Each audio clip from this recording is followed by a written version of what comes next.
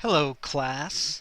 We're going to continue with our videos here, and this one's going to be pretty short. What I'm going to do is I'm going to work on windows, and it's going to sort of re-enhance the concept of gradients and thinking about both gradients and about window colors, though it's not going to be the last time for either of those in this semester.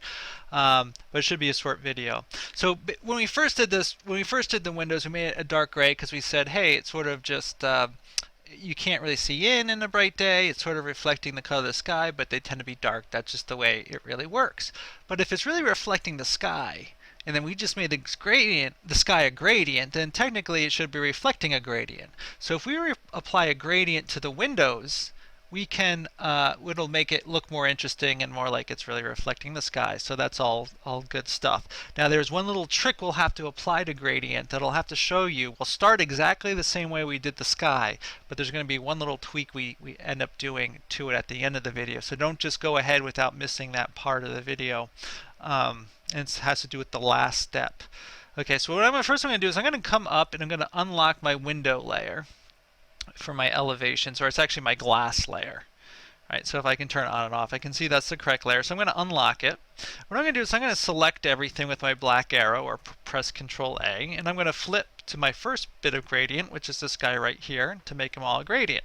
And we notice instead of going to black and white this time, they just went to our last gradient, which was the sky color we used, but which is sort of convenient in this case because it's going to make changing it to the color we want to use pretty easy.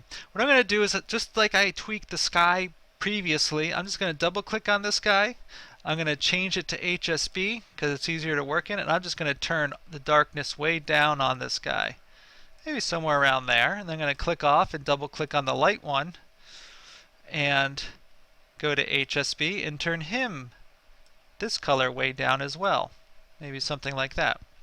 Right, so now it looks like it's reflecting a dark version of the sky. But there's one little tweak we also want to make in here, which I'm going to just deselect so we can look at this a little more closely. You don't have to deselect. I'm just doing a little explanation. If we notice, each window currently goes from the lightest color of the gradient to the darkest color. Lightest color, darkest color, lightest color, darkest color, lightest color, darkest color. So it's like each window is reflecting the entirety of the sky. It's actually a little awkward. You might not realize it yet, but what we really want to do is make the windows reflect from the light color of the sky all the way to the top of a building to the dark color of the sky.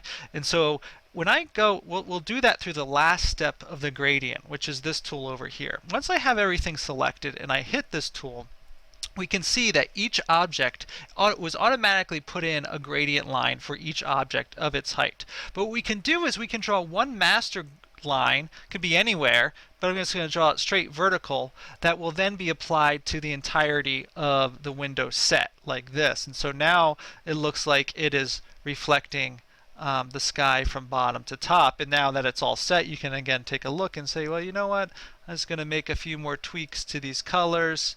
Maybe make this one, oops, I don't have anything selected, so it won't make any adjustments. I'm sure you do that. I do that all the time. Let's try it again. I'm going to make the light color actually a little bit lighter. Feel like it might be a little too dark, and we'll go with that. I'll say that's good enough for mine. I think this may be a little too blue up there, but well, not too bad. We'll go with that. So I got a nice sky, and I got a nice sort of gradient across the windows. Looking not too bad. So I'll pause that, and then we're going to have a series of videos that follow up on shadows after this.